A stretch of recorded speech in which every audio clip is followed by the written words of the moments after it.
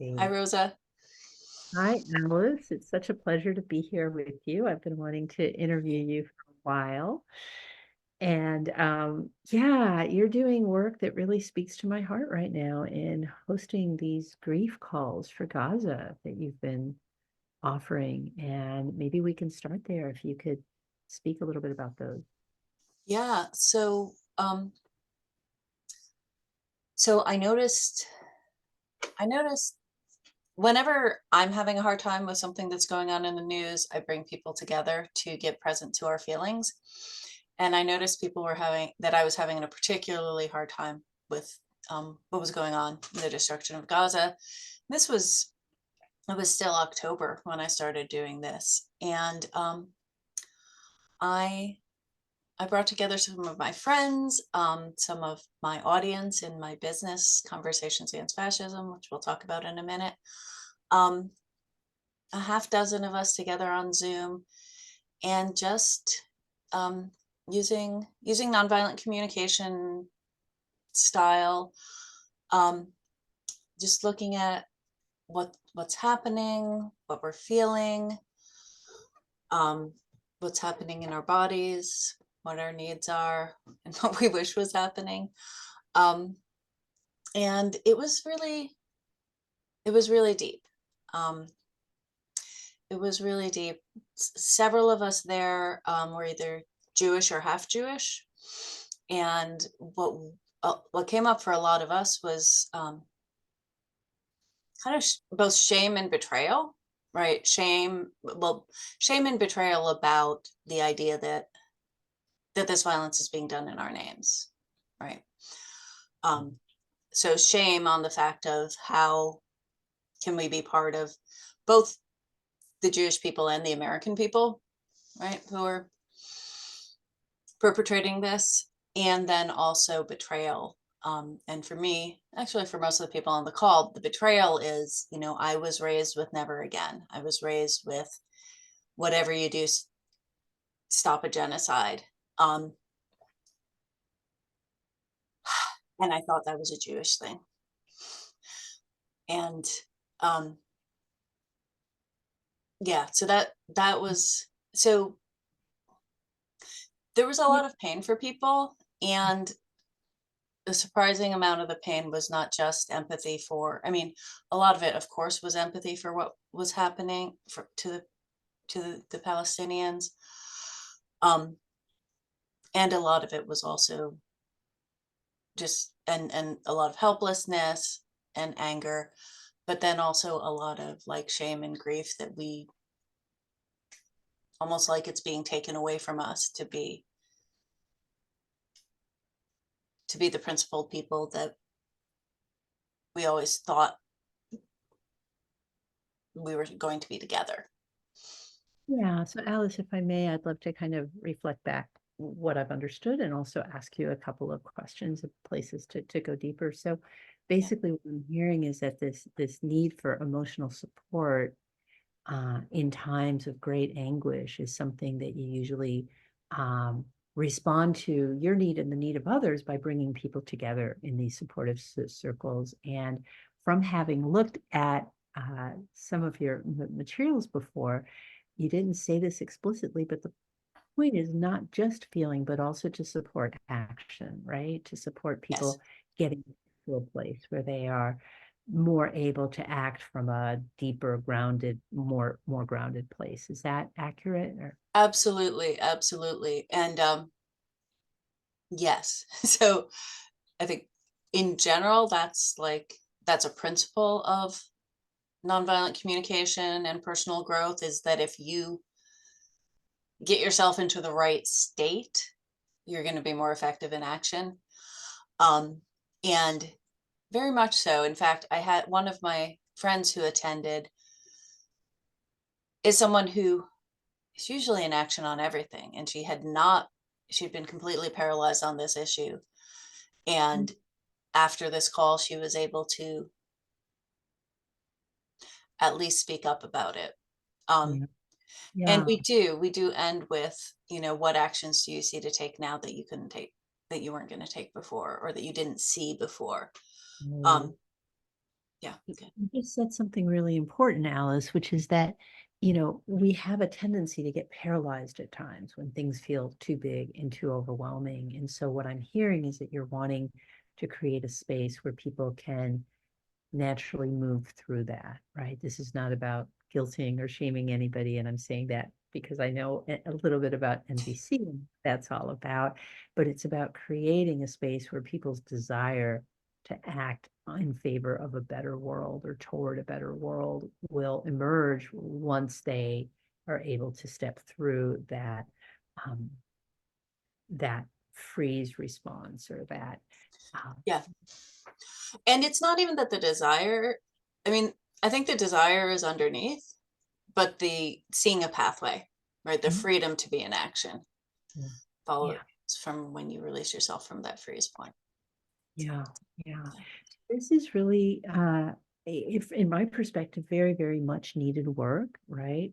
To help people find a way to unfreeze and to find their own integrity in responding to difficult situations in the world that we are facing. And Gaza is definitely one of them. I want to comment before we move on. I want to comment on something else that you said in this opening piece, which is that, there's a lot of empathic pain and grief that people are feeling for the victims of the bombing, the civilian population in Gaza that is being slaughtered. And you also mentioned the grief that you and others are feeling as Jewish people who were raised with a certain set of ideals and the feeling of enormous loss that, oh wow, maybe we aren't living up to who I thought we were, Yeah. right?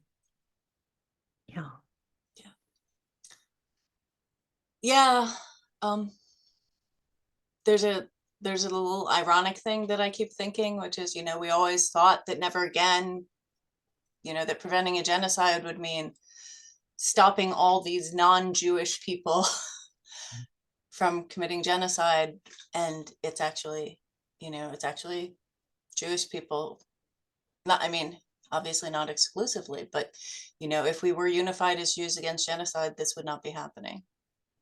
We wouldn't have to influence anyone else. Yeah. So here's a situation where it could be within the control of the Jewish to Exactly.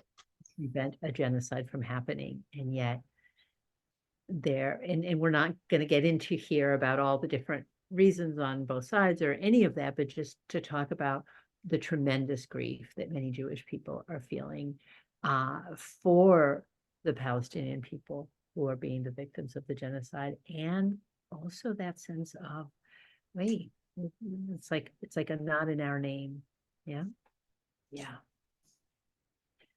Yeah. So and I just want to mention that that's one of the most inspiring things I when I was speaking with you earlier at the beginning of the call, I mentioned that at the before the call, before we started the recording process, I mentioned that at the very beginning of this, I'd been collecting certain articles that were, beyond this binary of good and bad. And one of the articles, several of the articles that I found most moving to me are interviews with Jewish families who had lost a loved one, who were saying, we're in tremendous grief and suffering right now, and we don't want this bombing to be happening in our name, right? Yeah. Not, and just the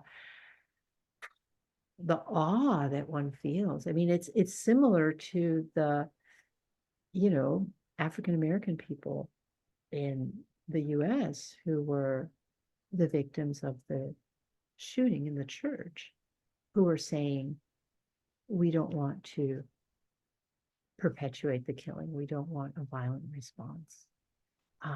We want to Yeah. find a different way. So, yeah. Yeah. Yeah. I also thought of when there was a mass shooting in an Amish community, and they kept to their principles and said, we don't want harm done to this person. Yeah. So there are Jewish people who are really sticking to these principles, even in the midst of the tremendous grief and loss of a beloved family member. Yeah. It's beautiful. Hmm. So, question for you. These grief calls for Gaza did not come out of nowhere. They came out of this work you've been doing for a while, Conversations Against Fascism. Can you say a little bit about the connection between these two? Yeah. Well, so Conversations Against Fascism, it's online, it's my online business, coaching and training um, for progressive activists, especially with a focus on preventing and mitigating fascism, rising fascism, especially in the US. I can make, and it, actually, Conversations Against Fascism started with a grief call. It was almost 4 years ago. No, it was a little over 3 years ago, right after the 2020 elections. I had worked like crazy to get Biden elected. Knew I was not gonna like Biden. Knew Biden was, in my view, a terrible choice. Worked like crazy to get him elected anyway to prevent Trump. And then there was a 2 week period, 2 or 3 week period where results were not in. And there also was a very serious threat of a coup. At the time, we thought it was going to be an electoral coup. It turned out to be a more traditional people, storming the place of government coup. But I couldn't take it. I had to talk to other people. I couldn't take the uncertainty. And and I recently discovered Zoom, right? It was 2020. A lot of people had just discovered Zoom, and I brought some of my progressive friends together. And I just automatically went into this, nonviolent communication process. What are we feeling? Um, what are we observing? What are we feeling? What's happening in our bodies? What do we wish was true instead? What needs are up, and what actions do we see to take?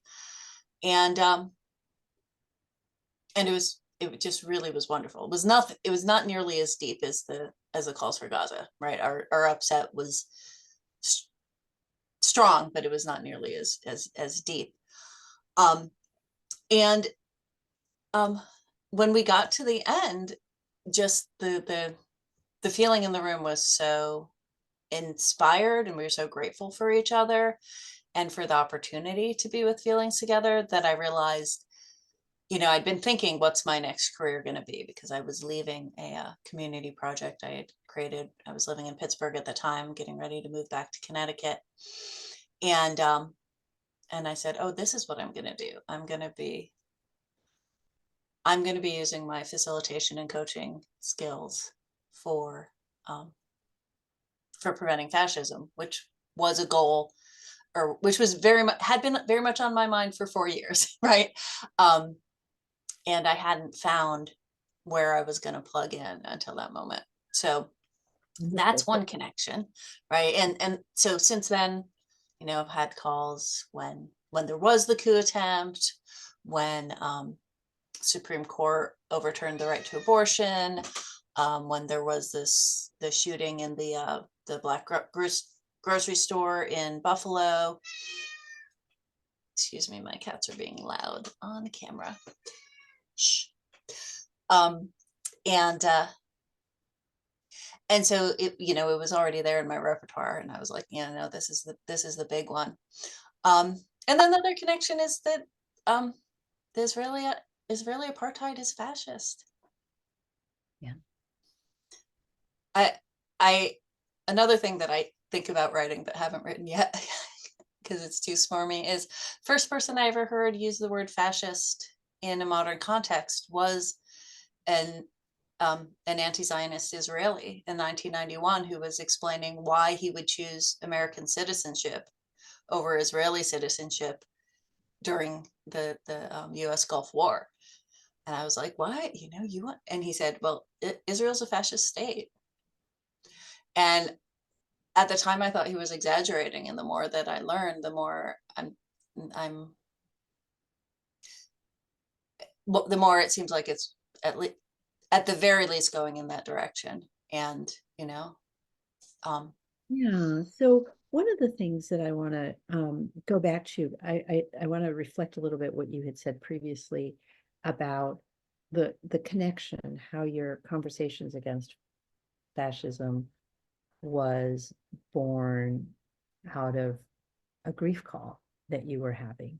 And but the thing I want to say here, just to acknowledge potential discomfort that viewers may be having around use of the word fascism and what's fascism, and is Israel a fascist state or is Israel not a fascist state, or is it heading in that direction, et cetera. Just to say that from what I know of your work, you're not sitting there trying to have arguments about terms or how you define something or like that. But as you were saying before, this is a place where people can, so let's just use the word authoritarian for a moment, since it may be a little less triggering.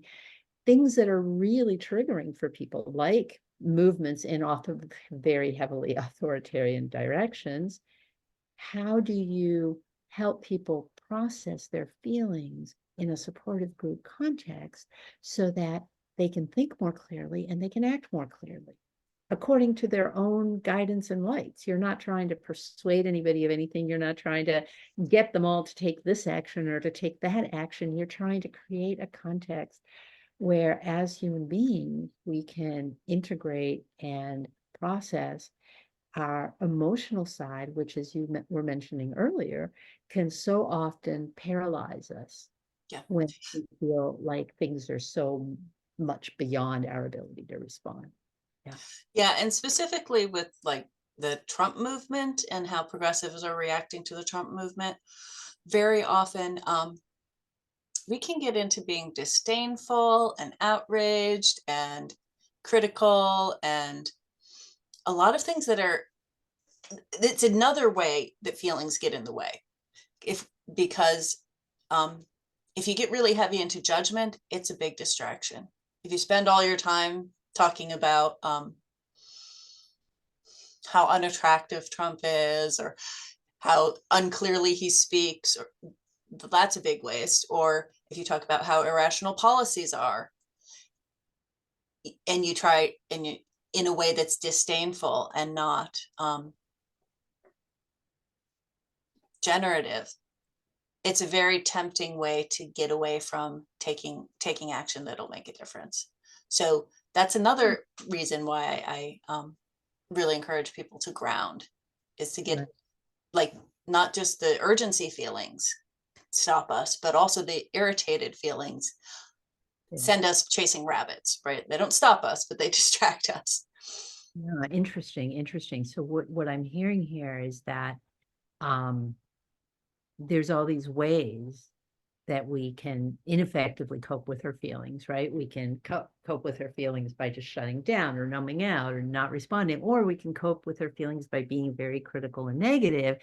But those things are not necessarily supporting constructive action, right? And so if we have a healthier way of processing our feelings, of witnessing our feelings, of accompanying each other with our feelings, that can be a much more grounded base from which we can engage in effective action. Yes, yes. And which actually brings me to another premise of Conversations Against Fascism. The reason I didn't do anything the first 4 years of the Trump administration is that I saw people doing actions that I didn't think were very effective, that I'd seen fail in other movements. Large marches, which studies had shown lost their effectiveness by the 1970s. Or write your Congress people, sometimes it works, but if you're writing to Congress people who aren't movable, you're not going to really do much. Or and I'm not saying this to critique specifically any tactics. I'm just saying I saw people falling back on tactics that were familiar to them and familiar to me, that I had already decided were not the ones I was drawn to. And I was like, no, we are preventing a fascist takeover. Again, yes, that's a view, but that's going to take creativity. And when you're triggered, you can't be creative. You No, have to actually be present to be creative. no. Yeah, yeah, yeah. Wonderful. You're bringing up the need for creativity Yeah. in our um, in our interaction. So I want to just briefly, because I'm keeping an eye out on for time here a bit. So we started with the grief calls for Gaza. We talked a little bit about your work in conversations against fascism and how that originally came out of a grief call from about how to handle the uncertainty of the election. And then you continued doing different kinds of calls. And now I want to the present and to the future, this you're starting a series of interviews, Love and Power for Gaza. Could you say a little bit about the intention here and what the format's going to be and all that? Yeah. So if anybody's here, they've probably figured out the format, but um, the intention is I'm going to interview, well, we don't know how many now, but probably around 8 to 10 um, experts on kind of two emphases. One is how to plug in practical actions you can take to try to make a difference in especially American policy toward Israeli genocide in Gaza. And the other is actions you can take and methods you can use to keep yourself present and sane and grounded. So whether it's um, directly being with your feelings, what are you feeling, what are you needing, or whether it's being with your body and like some people are, somebody's going to be doing trauma, um, like a trauma healing, just small activity. Somebody's going to be doing a ecstatic dance, spiritual, um, like prayer through dance activity. Um, this is Yeah, early. I'm not sure so who else is going to say yes, but sure. possibly like, different ways of pacing yourself. Um, because there's two ways to keep yourself sane in an emergency. One is to be in action and the other is to pause. And we want to be doing both. Yeah, so what I'm hearing from you here is that there's these two complementary emphases in the presenters that you're bringing on. And one of is about practical and effective activism, and the other one is about regenerative and sustainable activism, right? So how do we nourish ourselves? How do we regenerate ourselves? Because we're in it for the long haul. And then how do we also effectively get engaged? And so you're going to be working with both of those. Yeah. And I hope it's not a long haul.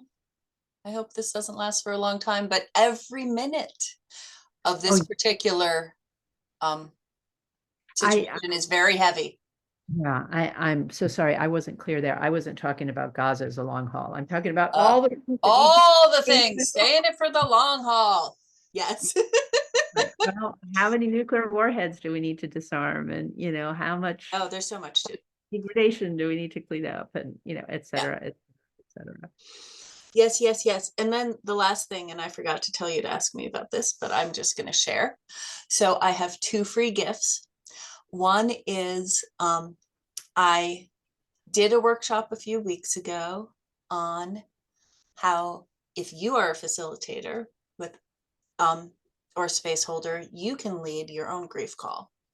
So I've got a half-hour recorded video, it and that is available to viewers who want to get on my email list. And then also, if you're not a facilitator, or if you are, I have a Google Drive of essays, mostly essays, things I have written about the situation in Gaza. A lot of them are related to conflict theory. Um, what is self-defense? What is a terrorist? Um, how do you respond to a first strike? I've written some poetry. Um, so access to, and some things are in draft form, but you can have access to all of it and you can share it um, and give me credit as you see fit. But yeah, access to those writings to see if it gives you some new things to think about and some new ways to talk about things that may already be on your mind. Awesome, Alice, congratulations. It's been a real, just thank you. And congratulations on the creative energy to bring all this together. I feel really strongly that, regenerative, restorative activism and effective activism really need to go hand in hand in order to truly be effective. I know not everybody shares that perspective. And in order, and in Nope. order to be truly regenerative, being effective gives you energy, and taking care of yourself makes you effective. Yes. Yeah, they feed each other. Yeah. Awesome. Thank Great. you, Rosa. This has been wonderful. Thank you, Alice. And thanks everybody here. All Yeah. right, how do I stop recording?